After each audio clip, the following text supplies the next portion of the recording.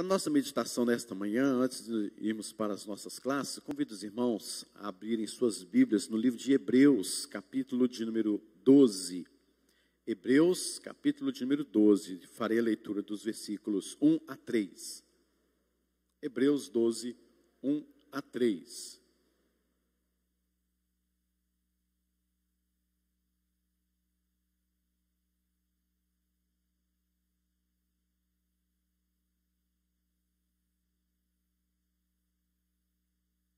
Hebreus capítulo 12, de 1 a 3. Nos diz assim a palavra do Senhor: portanto, também nós, visto que temos a rodear-nos tão grande nuvem de testemunhas, desembaraçando-nos de todo o peso e do pecado que tenazmente nos assedia, corramos com perseverança a carreira que nos está proposta, olhando firmemente para o autor e consumador da fé, Jesus, o qual, em troca da alegria que lhe estava proposta, suportou a cruz, não fazendo caso da ignomínia, e está assentado à destra do trono de Deus.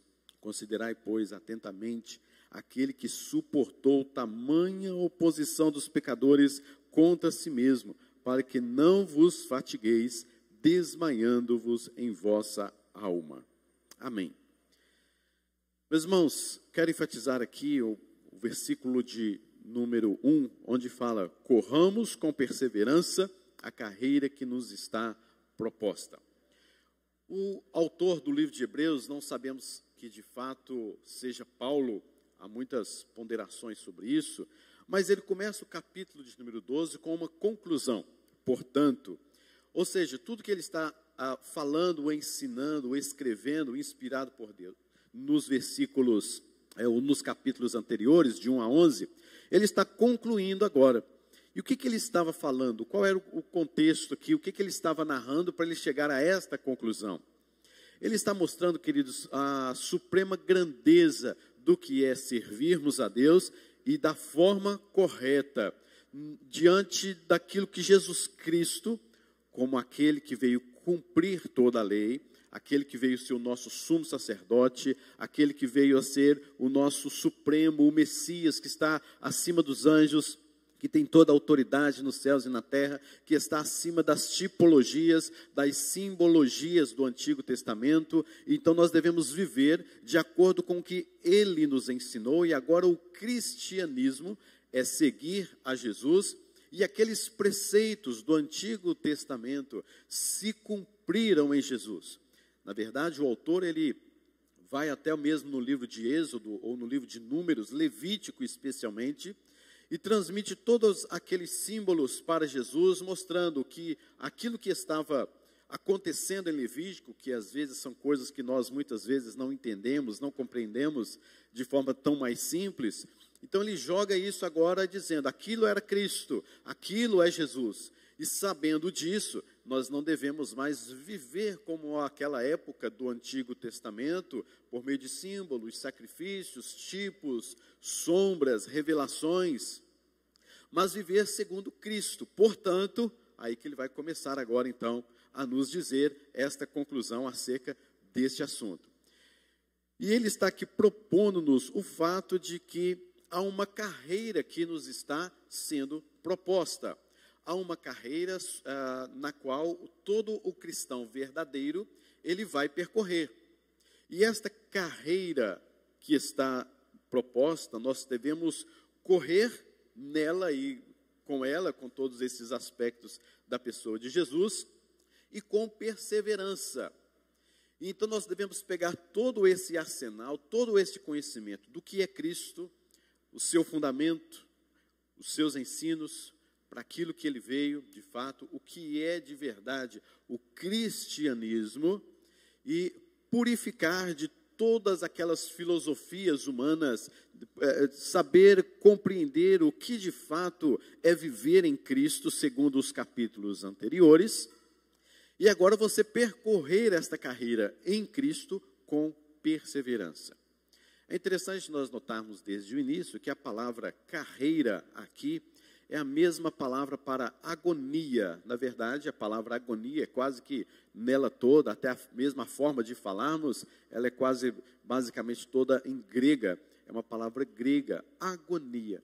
Corramos com perseverança a agonia que nos está proposta. Soa meio estranho para nós, eu sei disso, porque parece que viver uma vida cristã é uma coisa tão boa, e de fato é uma coisa tão assim falada e narrada, que muda tudo na sua vida, e é verdade, isso é plenamente, de plena convicção, mas há uma agonia que nós precisamos entender, que nós vamos viver.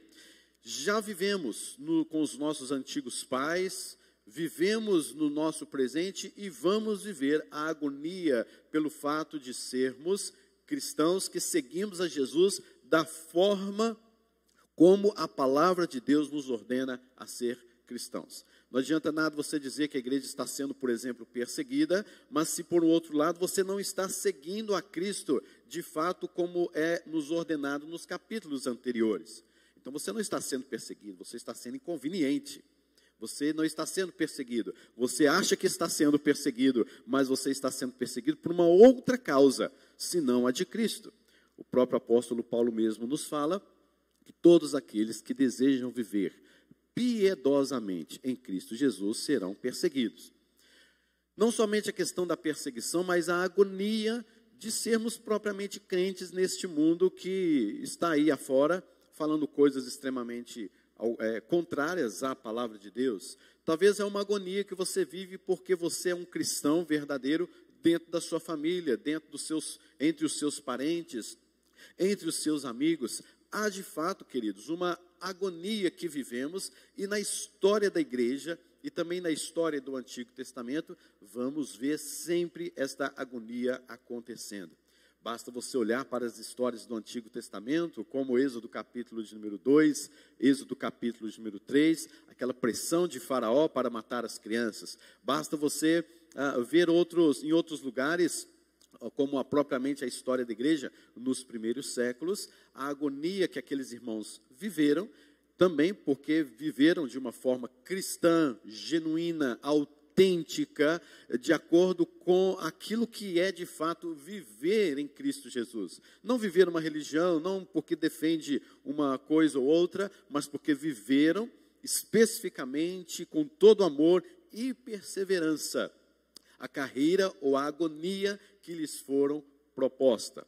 Então aqui Paulo, a gente fala sempre Paulo, né, no livro de Hebreus, mas nós não sabemos, mas o autor nos fala que devemos correr com perseverança esta agonia ou esta carreira que nos está proposta. Mas a questão é, como? Como então, sabendo de tudo isso, como que nós podemos viver esta agonia? Na verdade, queridos, muitas pessoas, muitos cristãos estão desanimados da sua fé, estão com a sua fé tanto quanto enfraquecida, diante de tantas coisas da vida, diante de situações, talvez situação até mesmo com a sua própria igreja, talvez situações dentro da sua casa, talvez você clama a Deus e você não está ouvindo Deus falando, talvez você busca ao Senhor e não tem obtido resposta, não sabe o que fazer e tem medo, está desanimado, está angustiado, a sua vida espiritual não está lá, uma boa coisa para se viver ou se pensar, e você sabe que precisa ser restaurado. E diante desta agonia, é que Paulo então, que o autor do livro de Hebreus então, vem nos mostrar como devemos viver uma vida cristã com perseverança. Viver esta carreira que nos está proposta com perseverança. Primeira coisa, queridos, que ele então nos mostra, é considerar o fato de que estamos cercados por uma nuvem de testemunha. Consideremos este caso, queridos. Nós estamos cercados de uma nuvem de testemunho, diz o versículo de número 1. Visto que temos a rodear-nos tão grande nuvem de testemunhas, corramos a carreira que nos está proposta. Aqui é um princípio da inspiração. O princípio da inspiração. Quando você olha para essas nuvens de testemunhas, você vai perceber que eles também viveram dias agoniados, agonizantes, dias terríveis. Basta olharmos para Abraão, para a promessa que Deus lhe fez, e depois parece que Deus sumiu, parece que Deus morreu, parece que Deus não me ouve mais. E Abraão vai ficando mais velho, mais idoso, e a promessa não se cumpre. E quando ela se cumpre, Deus manda ele pegar o seu próprio filho e oferecer como um sacrifício. Que Deus é esse? Que loucura é essa, Deus? Poderia Abraão ter pensado, poderiam de nós termos pensado. Você vai ver a vida de profeta Isaías, que também faz parte desta nuvem de testemunha. Ele foi cerrado ao meio, foi morto desta forma. Você vai olhar outros no Antigo Testamento, você vai ver que momentos de agonia eles passaram. Temos lembrado de alguma forma sobre o rei Josafá, que agonia esse homem passou por perseverar nos caminhos do Senhor. Quando os moabitas cercaram Jerusalém, ele chegou diante do Senhor, diante de um grande exército que ele tinha, mais de 1 milhão de homens, soldados armados, muito bem preparados, estrategistas, mas quando ele soube que os moabitas acamparam-se ao redor de Jerusalém, a Bíblia fala que ele ficou com medo, não sabia o que fazer, mas ele perseverou na palavra e no ensino da palavra, chamando toda a Jerusalém, as cidades circunvizinhas, para jejuarem e buscarem ao Senhor. Agora, pensa a agonia deste homem, com medo. Um homem que sabia o que tinha que fazer, mas estava com medo. Agonia. É a carreira que nos está proposta, queridos. Então, o autor do livro de Hebreus fala assim, olhem para esta nuvem de testemunhas. Eles nos mostram, pelo testemunho deles, que vale a pena viver pela fé, vale a pena ter esperança, vale a pena exercitar o amor em Deus e descansar nele. Então olhemos para esta nuvem de testemunha, quais são esses homens, ou quais são esses personagens? É só você olhar o capítulo de número 11, o capítulo anterior. Esta nuvem de testemunha é a galeria da fé. E você, quando começa a ler o capítulo de número 11, falando sobre os pais, os primeiros heróis, falando sobre os patriarcas, falando sobre Moisés, falando sobre a descendência de Moisés, de tantos outros homens, por exemplo, capítulo 11, 37, outros, por sua vez, passaram pela prova de escárnios, açoites, até algemas, prisões, foram apedrejados, provados, cerrados pelo meio, mortos a fio de espada, andaram peregrinos, vestidos de ovelhas e de cabras, necessitados, afligidos, maltratados, homens dos quais o mundo não era digno, errantes pelo deserto, pelos montes, pelas covas, pelos antros da terra. Todos esses obtiveram bom testemunho por sua fé, não obtiveram, contudo, a concretização da promessa, que é o próprio Cristo Jesus. Mas nós temos a concretização da promessa. E quando caminhamos e sentimos esta agonia da vida cristã, nós devemos olhar para a nuvem de testemunhas. Olhe para Moisés. Olhe para Isaac. Você está passando por alguma agonia na sua vida? Começa a olhar os profetas do Antigo Testamento. Começa a olhar para os juízes e reis que andaram piedosamente com o Senhor Jesus Cristo, voltando à palavra de Deus. Então esse é o princípio da inspiração. Olhemos para a nuvem de testemunha que está rodeada e que nós possamos olhar para ele e ver que eles estão pregando, eles estão dizendo, vale a pena. Não é, claro, queridos, como a intercessão do catolicismo, né, que pega este versículo mesmo e fala sobre a intercessão de homens em nosso favor lá no céu. Não é isso que o versículo está dizendo, como a doutrina católica apostólica nos ensina. Mas é o fato de que olhemos para o seu exemplo, olhemos para as suas coragens, para as suas fraquezas, para os seus pecados, e olhemos que a graça de Deus estava sobre eles, e assim também a graça de Deus estará sobre nós. Então vamos nos inspirar também neles, para percorrermos a carreira que nos está proposta. Segunda coisa que o autor do livro de Hebreus nos fala, desembaraçando-nos de todo o peso, prossigamos, corramos com perseverança a carreira que nos está proposta. Ou seja, desembaraçar-nos de todo o peso. Meus irmãos, é interessante que quando este autor fala sobre a carreira, corramos, ele tinha alguma noção das Olimpíadas, que estamos vivenciando, inclusive, esses dias. E ele está trazendo para nós alguns exemplos do que é vivido nas Olimpíadas, que é o fato de correr, que é o fato de estar preparado. Ninguém corre, eu, por exemplo, se você falar assim, pastor, corre aqui 2 quilômetros, eu vou correr bem, vou correr muito bem, vou chegar lá tranquilo. Não vou, né, talvez. Se pedir para correr 100 metros, talvez ainda eu vou chegar lá suado e, olha, me ajuda aqui, porque o negócio está feio, né? Mas para que eu corra, eu tenho que ter o quê? Preparação, não é isso? Eu tenho que ter uma técnica, eu tenho que ter um jeito, eu tenho que ter um treino. O treino está aqui, queridos. A escola dominical é um culto à noite, aqui é o treino. E você precisa treinar mais, você precisa meditar mais, você precisa buscar mais, você precisa correr. Você precisa caminhar. Esta carreira é agonia mesmo, você precisa treinar para isso. Agora imagina você correndo, você treinando com peso nas costas. Aí pior ainda para mim. Aí que o negócio fica feio mesmo para mim lá. Aí que eu vou passar mais vergonha ainda. Todo atleta, ele tem que tirar tudo quanto é peso, tudo quanto é barreira, para que ele nada bem, para que ele corra bem, para que ele chegue ao pódio. Tudo quanto é peso. Por exemplo, um nadador, ele tem que até mesmo se depilar, porque os pelos no corpo de alguns pode ser um peso para ele. Ele tem que vestir uma roupa ideal, ele não vai ali nadar e fazer aquela competição com um short ou com uma camisa, uma blusa, sei lá, de algodão, uma blusa de frio. Não vai, porque vai ser peso para ele. Então, há toda uma técnica, uma preparação para que ele possa correr, nadar, seja o que for, de forma tal que aquilo que exija um exercício físico, ele tem que se livrar de tudo quanto é peso, de tudo quanto é barreira. E é isto que o autor está nos falando. Você tem que desembaraçar de todo o peso.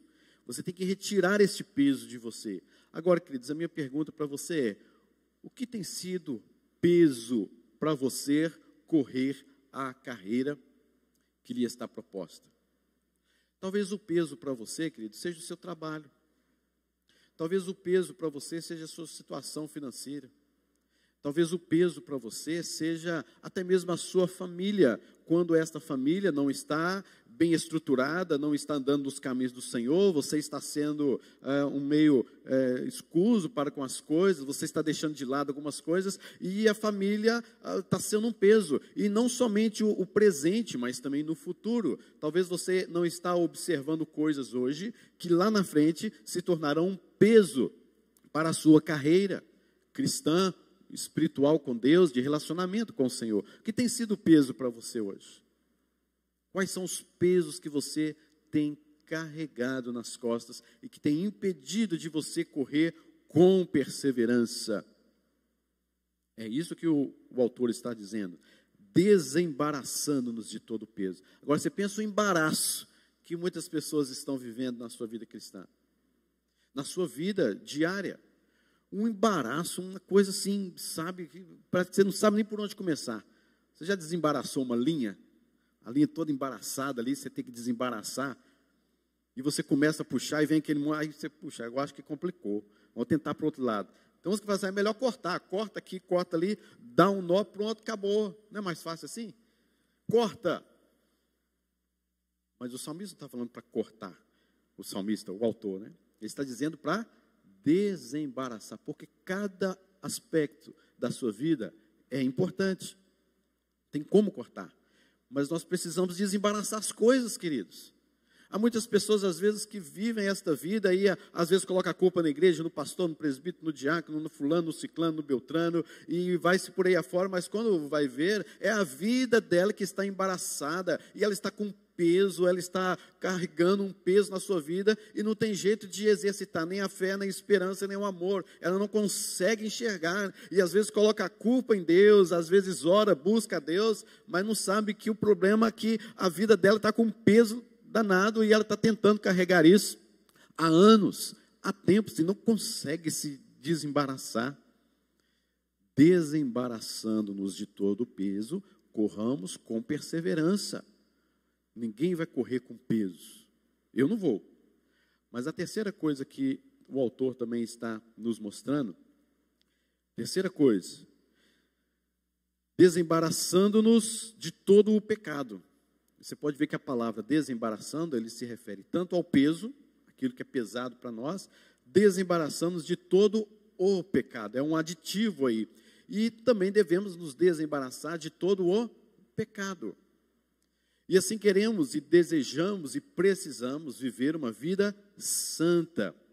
É aquilo, querido, que nos segue de perto, que nos faz pecar contra o Senhor. É aquilo, queridos, que a gente sabe que está errado e precisa de consertar, para que nós andemos e coloquemos a nossa carreira cristã, a nossa agonia cristã com perseverança. O peso aqui que ele fala, ou melhor, o desembaraçando-nos de todo o pecado, pode ser exatamente a nossa natureza pecaminosa. Nós somos pecadores por natureza, constantemente nos levando a desejar aquilo que é um empecilho no meu relacionamento com Deus, aquilo que brota no nosso coração e atrapalha essa maratona. É o pecado que nos assedia tenazmente. Pode ser, querido, também que esteja se referindo ao pecado de maneira geral, as nossas atitudes, as nossas omissões, os nossos pensamentos, coisas essas que nos assediam o tempo todo para nos separar, para quebrar este relacionamento, esta carreira cristã com Jesus. Pode ser as tentações do mundo, o pecado que tenazmente nos assedia. Devemos nos desembaraçar das tentações do mundo. As tentações em si não são pecado. O pecado é quando a gente cede à tentação. Tentação todos nós temos, independente de quem quer que seja. Mas o fato, queridos, é que nós devemos nos desembaraçar do pecado, porque nós estamos dando muita brecha para cairmos em tentação. Às vezes você mesmo provoca essa tentação. Desembarace disso, desembarace do pecado. Desembarace daquele pecado que você sabe que é pecado, que te assedia tenazmente, pecados específicos, pecados que você trata muito bem. Então, queridos, desembarace disso. Larga a mão disso, rejeita isso, abandone isso. Como faz isso? Vai ver a nuvem de testemunhas, vai ler os primeiros capítulos de Hebreus e você vai ver como você pode fazer isso. Por último, queridos, como correr perseverantemente a carreira, a agonia que nos está proposta. Por último, é olhar firmemente para o autor da nossa fé. Você pode perceber comigo aí no versículo número 2.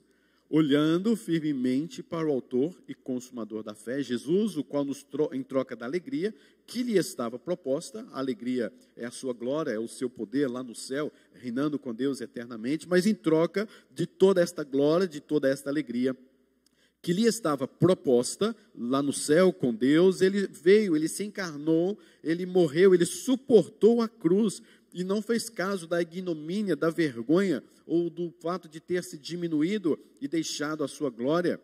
E hoje ele está assentado à destra de Deus Pai.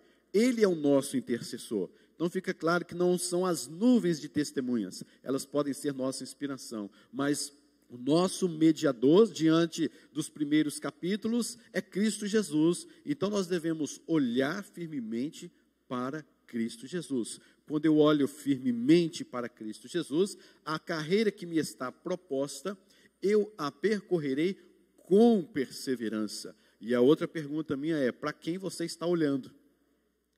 Onde os seus olhos estão fixos? Os nossos olhos geralmente estão fixos muito mais nos problemas, nas dificuldades, nas adversidades, nas coisas, nos embaraços da vida, no peso que está sobre nós, no pecado que nos assedia.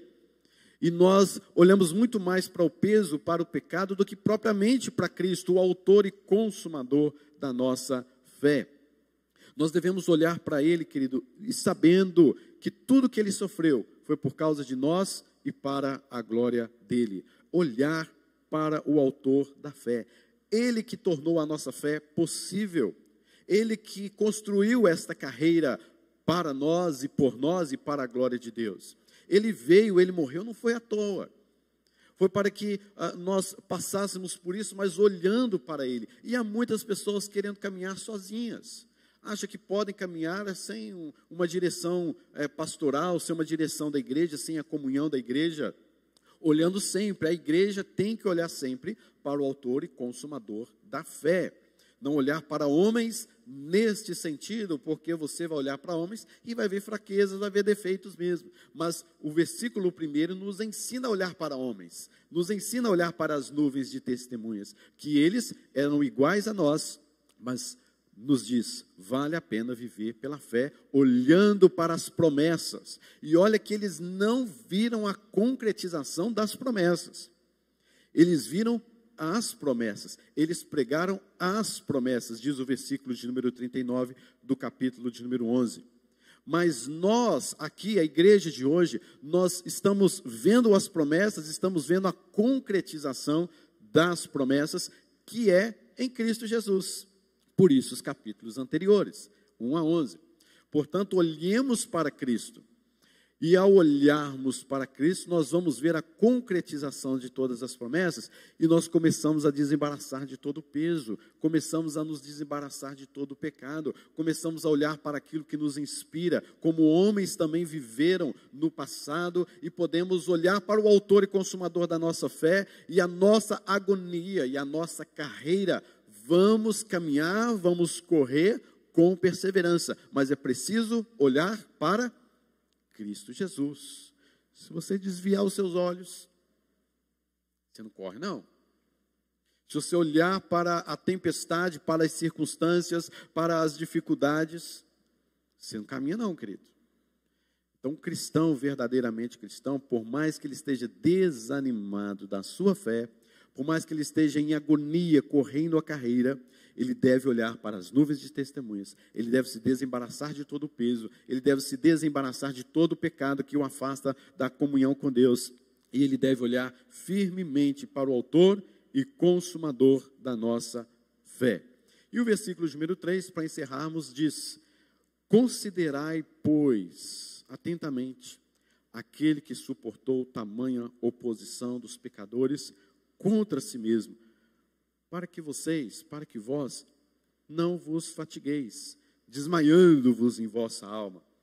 Então, o autor está dizendo assim: considere, leve em consideração, observe com prazer, atentamente. Ele diz este advérbio, atentamente, minuciosamente, observe aquele que suportou tamanha oposição dos pecadores. E quando você considera isso, quando você leva a vida do Senhor Jesus Cristo, nosso autor e consumador da fé, você passa a considerar algumas coisas que vão ao encontro da sua carreira, e você começa então a entender algumas coisas, e a sua carreira, a sua corrida fica mais leve.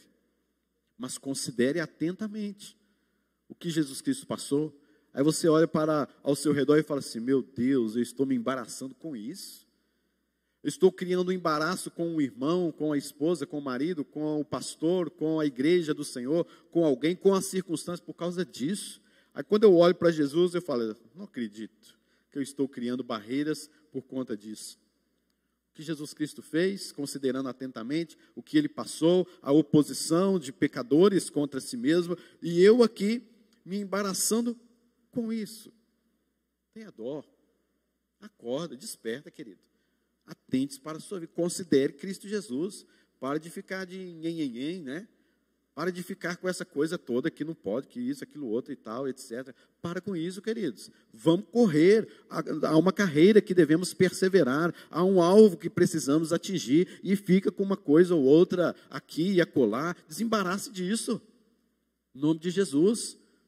Olhe para Cristo, olhe para o autor e consumador da fé e vamos embora junto, mãos dadas, correndo perseverantemente em nome de Jesus. Mas considere atentamente a vida do Senhor Jesus Cristo. Que Deus nos abençoe, queridos, que você possa viver de modo tal que, assim como Jesus foi perseverante diante das provações, assim olhemos para Ele, que está acima da nuvem de testemunhas, daqueles que de fato nos mostram acerca do viver pela fé na promessa do Senhor Deus. Amém? Meus irmãos, nós vamos